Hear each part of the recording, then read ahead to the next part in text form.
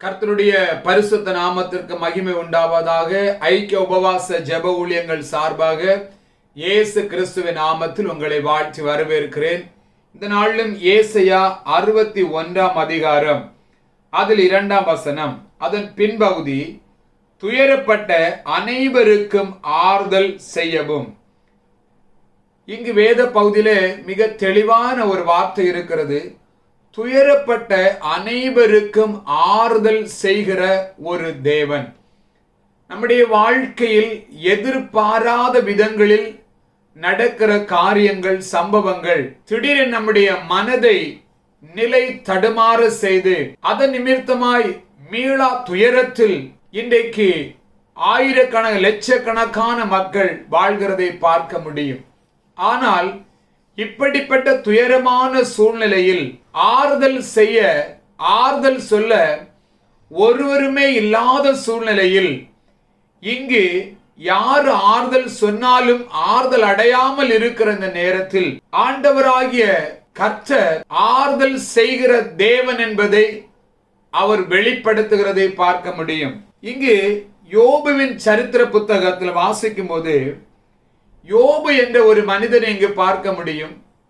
இவன் தேவனுக்கு பயப்படுகிற மனிதன், மிகவும் கர்த்தருக்கு பயந்து வாழுகிற ஒரு மனிதன். இந்த மனிதனுக்கு ஏராளமான ஆஸ்திகள், ஏராளமான ஒட்டகங்கள், ஆடுகள், மாடுகள், வேலைக்காரர்கள், இப்படி ஒரு செல்வ சீமானாய் அவன் வாழ்ந்து கொண்டே இருக்கிறான். இப்படிப்பட்ட சூழ்நிலையில் சாத்தானவன் யோபுவை சோதிக்கும்படியாக, சாத்தானுடைய மிகப்பெரிய சூழ்ச்சியினால யோபு தன்னுடைய வாழ்க்கையில் தனக்குண்டான ஆஸ்திகள், தனக்குண்டான செல்வங்கள், ஆடு மாடு ஒட்டகங்கள், அது மட்டுமல்ல தன்னுடைய 10 பிள்ளைகளையும் ஒரே நாளில இழந்து மீள முடியாத ஒரு துயரத்திற்கு நேராய் அவர் போகிறதை பார்க்க முடிகிறது. இப்படிப்பட்ட சூழ்நிலையில் அவருடைய மனைவியும் அவருக்கு ஆறுதல் சொல்ல முடியவில்லை. யோபுக்கு எத்தனையோ நண்பர்கள் இருந்திருக்கலாம், எத்தனையோ உறவுகள் இருந்திருக்கலாம்.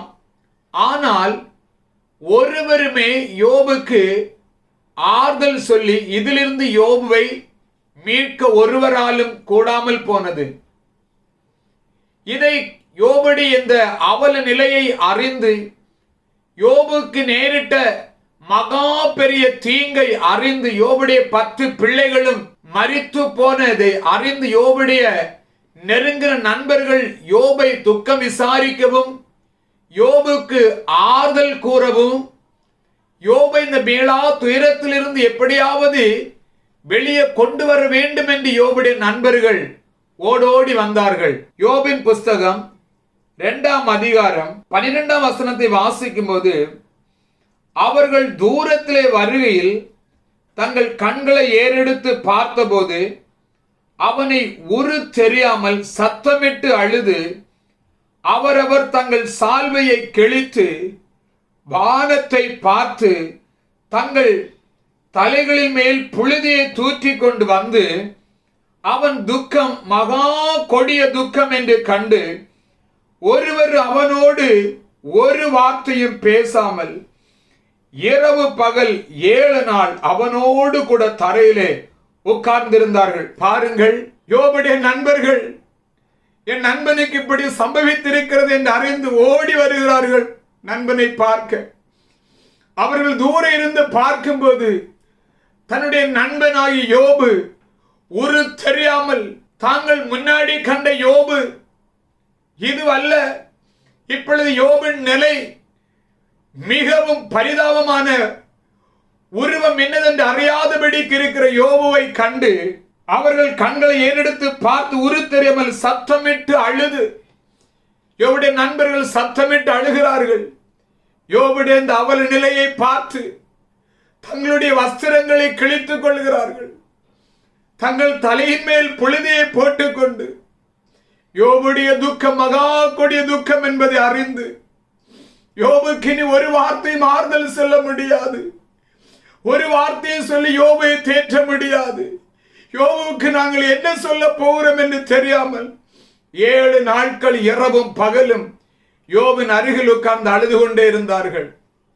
ஏனென்றால் யோபுடைய சரீரம் முழுவதும் உள்ளங்கால் தொடங்கி உச்சன் தலைவரைக்கும் கொடிய பருக்களால் நிறைந்து, ஒரு பக்கம் கொடிய வியாதி, மறுபக்கம் தன்னுடைய 10 பிள்ளைகளையும் ஒரே நாள் இழந்து ஒரு மகா பெரிய பரிதாப நிலை, தன்னுடைய உறவுகள் எல்லாம் தன்னை விட்டு போன ஒரு இப்படிப்பட்ட சூழ்நிலையில் யோபுடைய துக்கம் மகா கொடிய துக்கம்.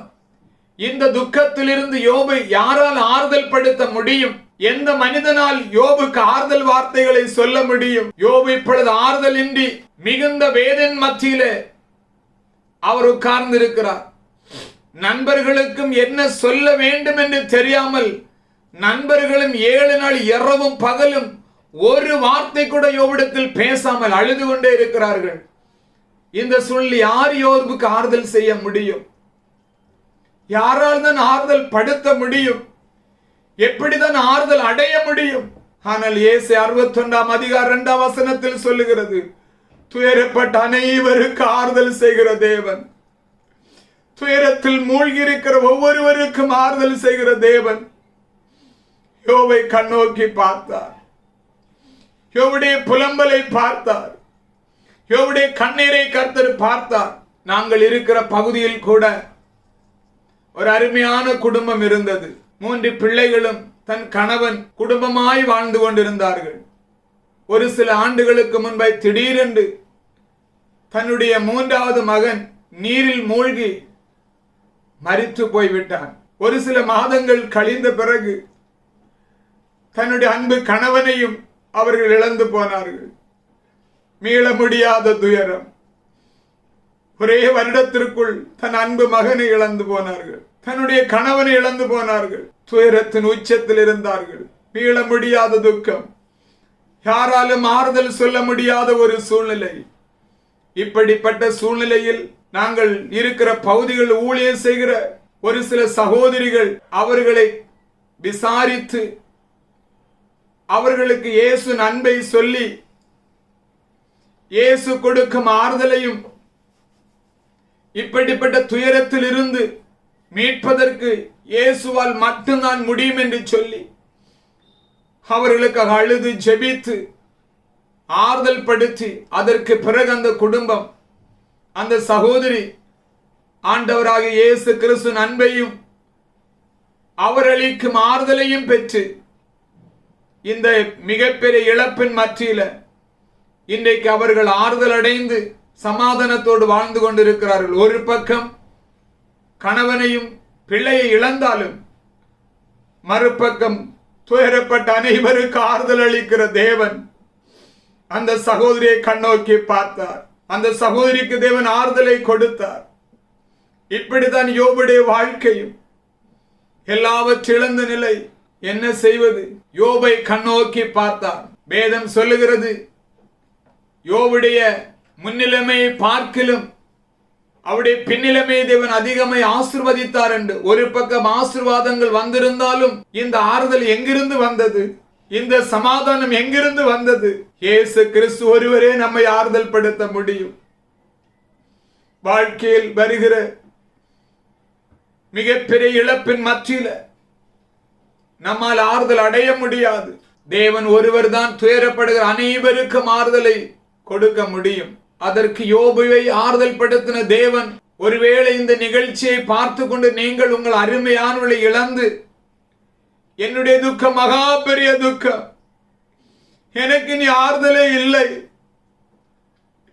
எனக்கு நீ என்றென்று புலம்பல் தான், என் வாழ்க்கையில் என்னென்னைக்கு கண்ணீர் தான், என் வாழ்க்கையில் இனி சந்தோஷத்தை நான் பார்க்க முடியாது, என் வாழ்நாள் முழுவதும் நான் துயரத்தோடு தான் வாழ வேண்டும் என்று ஒருவேளை உங்கள் அன்பானவர்களை இழந்து நீங்கள் தவித்துக் கொண்டு இருப்பீர்கள் என்றால், துயரப்பட்ட அனைவருக்கு ஆறுதல் செய்கிற தேவன் உங்களுக்கு ஆறுதல் செய்வார்.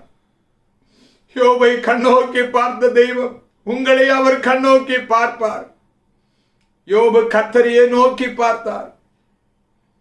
யோபுடைய முகங்கள் கர்த்தரை நோக்கி பார்த்தது. இந்த சூழ்நிலையில் என்னை விடுவிக்க நீ யாராலும் முடியாது என்பதை அறிந்த யோபு கர்த்தரை மட்டுமே நோக்கி பார்த்தார். யோபுடைய துயரத்தை கர்த்தர் மாற்றினார். நீங்கள் மீளாத துயரத்தில் இருக்கிறீர்களா? எனக்கு நீ ஆறுதல் இல்லை, நான் எல்லாவற்றையும் இழந்து போய்விட்டேன், இனி எனக்கு எப்படி ஒரு ஆறுதல் வரும், என் வாழ்நாள் முழுவதும் நான் புலம்ப வேண்டியதான் என்று நீங்கள் நினைப்பீர்கள் என்றால், துயரப்பட்ட அனைவருக்கும் ஆறுதல் செய்கிற தேவன் வெறும் ஆறுதலை மட்டும் கொடுக்கிற தேவன் அல்ல, அற்புதங்களையும் செய்கிற தேவன் உண்டு. அவர் ஆண்டவராகிய இயேசு கிறிஸ்து. அவரை நோக்கி பாருங்கள். ஆண்டவர் என்னை ஆறுதல் படுத்தும், எனக்கு உதவி செய்யும் என்று அவரை நோக்கி பாருங்கள். துயரப்பட்ட அனைவருக்கும் ஆறுதல் செய்வார். என்னுடைய வாழ்க்கையில கூட எத்தனையோ முறை பலவிதமான துயரங்கள் என்னை வாட்டி வதைத்தாலும் அவரை நோக்கி பார்க்கும் போதெல்லாம் சங்கீத பகுதியில் வசனம் இருக்கிறது, என் உள்ளத்தில் விசாரங்கள் பெருகையில் என் ஆத்துமாவில் அவருடைய ஆறுதலும் பெருகிற்றென்று. உங்கள் உள்ளத்திலே விசாரங்கள் பெருகும் போது, உங்கள் ஆத்துமா கலங்கும் போது, உங்கள் இருதயம் திகைக்கும் போது உங்களுக்கு ஆறுதல் செய்கிற ஒரு நல்ல தெய்வம் உண்டுங்க. கவலைப்படாதீங்க, கலங்காதீங்க. இழந்து போயிட்டீங்களா? கர்த்தர் மறுபடி அதை தருவார். கர்த்தர் மறுபடியும் உங்கள் இருதயத்தில் ஒரு சந்தோஷத்தை தருவார், சமாதானத்தை தருவார். வேதத்தில் அவருக்கு ஒரு பேர் இருக்கிறது, ஆறுதலின் தேவன் என்று. அவர் உங்களுக்கு ஆறுதல் செய்வார், அவர் உங்களுக்கு இளைப்பாறுதல் தருவார், அவர் உங்களை மறுபடி நிலைநிறுத்துவார். இப்பொழுதும் நாம் ஜெபிக்கலாமா? அல்லேலூயா, ஸ்தோத்திரம். கர்த்தாவே, இந்த நேரத்திலும் இந்த வார்த்தையை கேட்டுக்கொண்டிருக்கிற ஒவ்வொருவருக்கான ஜெபிக்கிறேன். துயரத்தின் உச்சத்தில் ஆறுதல் இல்லாதபடிக்கு நான் எல்லாவற்றையும் இழந்து விட்டேன், இன்னைக்கு எங்கிருந்தும் ஆறுதல் வரும், எனக்கு எங்கிருந்து நீ ஒரு ஆறுதல் வரும் என்று கண்ணீரோடு கலங்கி நிற்கிறவர்களுக்காக நான் ஜெபிக்கிறேன். என் உள்ளத்தில் விசாரங்கள் பெருகையில் என் ஆத்துமல ஆறுதலை பெருகிட்டு என்று சொன்ன தேவன், உம்முடைய ஆறுதல், உம்முடைய பிரசன்னம் ஒவ்வொருடைய வாழ்க்கையிலும் இருக்கிற துயரங்களை மாற்றி போடட்டும். யோபுடைய வாழ்க்கையில வந்த மகா பெரிய துக்கத்தை, தீங்கை மாற்றின தெய்வம் இன்றைக்கு மகா பெரிய தீங்கின் மத்தியில, துயரத்தின் மத்தியில ஒவ்வொருவருக்கும் நீர் அற்புதங்களை செய்து அவர்களை ஆறுதல் படுத்தும்படியாக ஜெபிக்கிறேன். ஆறுதல் தேவன் ஒவ்வொருவருக்கும் ஆறுதலை கொடுப்பீராக, ஒவ்வொருவருக்கும் சமாதானத்தை கட்டளையிடும்படியாக ஜெபிக்கிறேன். உம்முடைய மகா பெரிய பிரசன்னம் ஒவ்வொருவரு வாழ்க்கையை மாற்றட்டும், இழந்த சந்தோஷத்தை மறுபடியும் பெறட்டும், துக்கங்கள் சந்தோஷமாய் மாறட்டும். உம்முடைய மகிமை ஒவ்வொருவரையும் மூடிக்கொள்ளட்டும். ஒவ்வொருவரையும் கரத்தில் ஒப்புக் கொடுக்கிறோம். இயேசு கிறிஸ்துவின் நாமத்தினாலே ஜெபிக்கிற அன்பின் பரலோக பிதாவே, ஆமென், ஆமென். கர்த்தர் உங்களை ஆறுதல் படுத்தி ஆசீர்வதிப்பாராக. சேனல் 316 டிவி நேயர்களுக்கு இயேசு கிறிஸ்துவின் நாமத்தினால அன்பின் வாழ்த்துக்களை தெரிவித்துக் கொள்கிறோம். நீங்க கேட்ட தேவ செய்தி உங்களுக்கு ஆசீர்வாதமாகவும் பிரயோஜனமாகவும் இருந்திருக்கும்னு நாங்க விசுவாசிக்கிறோம். இந்த நிகழ்ச்சி ஒவ்வொரு வாரமும் வெள்ளிக்கிழமைகள்ல மாலை 6 மணி முதல் 6:15 மணி வரைக்கும் நம்முடைய சேனல் 316 ஒளிபரப்பாகிறது. நீங்க இதனை பார்த்து மற்றவர்களுக்கும் தெரியப்படுத்தும்படி உங்களை அன்போடு கூட கேட்டுக்கொள்கிறோம். மேலும் ஒவ்வொரு மாதமும் முதல் வார சனிக்கிழமைகள்ல விடுதலைக்காக ஜெபிக்கிற விடுதலை உபவாச ஜெப கூட்டம் நடைபெற்றுக் கொண்டு வருகிறது. நீங்க விடுதலைக்காக காத்திருப்பீர்கள் என்றால், பிசாசின் போராட்டத்தோடு கட்டுகளோடு திருமண தடை நீங்கும்படி, கர்ப்பத்தின் கனி கிடைக்கும்படி காத்திருப்பீர்கள் என்றால், இந்த கூடுகையில கலந்து கொண்டு விடுதலையை பெற்றுக்கொண்டு இயேசுவுக்காக எழும்பி பிரகாசிக்கும்படிக்காய் உங்களை அன்போடு கூட கேட்டுக்கொள்கிறோம். மேலும் யூடியூப் வலைத்தளமாகிய யுனைடெட் பிரேயர் வாரியர்ஸ் என்கிற நம்முடைய யூடியூப் வலைத்தளத்துல நம்முடைய நிகழ்ச்சிகளான அனுதின மன்னா, தேவ செய்திகள் இவைகள் எல்லாம் ஒளிபரப்பாகிறது. நீங்க இதை பார்த்து மற்றவர்களுக்கும் ஷேர் பண்ணும்படி உங்களை அன்போடு கூட கேட்டுக்கொள்கிறோம். மேலும் நீங்க எங்களை தொடர்பு கொள்ள விரும்பினால் கீழ்கண்ட இந்த முகவரிக்கு எங்களை தொடர்பு கொள்ளுங்க. உங்களுடைய பிரேயர் ரிக்வெஸ்ட் ஏதேனும் இருக்கும் என்றால் அதனையும் எங்களுக்கு தெரியப்படுத்துங்க.